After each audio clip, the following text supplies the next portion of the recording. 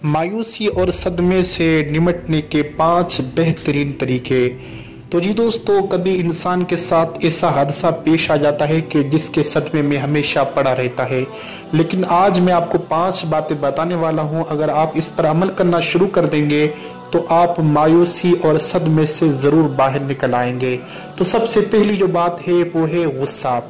ऐसे मौके पर गुस्सा आना और इल्ज़ाम धरना ये एक आम बात है, लेकिन इस बात का ख्याल कीजिए कि गुस्सा आप पर हावी न हो जाए और उससे अपने और अपने प्यारों से मदद मांगना, वरना यह गुस्सा आपके लिए और आपके रिश्तेदारों के लिए नुकसानदेह साबित हो सकता है।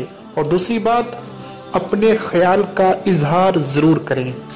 तो खवाए दोस्त हो या रिश्तेदार हो, अपने प्यारों से दिल खोलने से ही हमें मदद मिल सकती है, बजाय इसके कि हम अपने ख्यालात को अंदर ही दबाए रखें। अगर बयान नहीं कर सकते तो किसी डायरी में भी जरूर लिखें, लेकिन अपने अंदर से ख्यालात को बिल्कुल निकाल लें और मामूलात जिंदगी की तरफ वापस आएं। तो जी दोस्तों, ये सदमे वगैरह तो गुजर जाएंगे, लेकिन आप कोशिश करें कि जो मामूलात जिंदगी है, आपका जो काम काज था, आप उसकी तरफ रवाना हो और आप अपने आप को तन्हा मत कीजिए।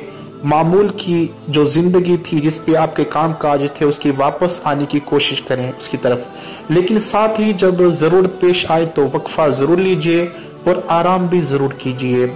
और इंटरेस्टिंग बात के अपनी सेहत का भी बिल्कुल ख्याल रखें, अपनी खुराक का और अपनी जहनी जिस्मानी का भी ख्याल रखें।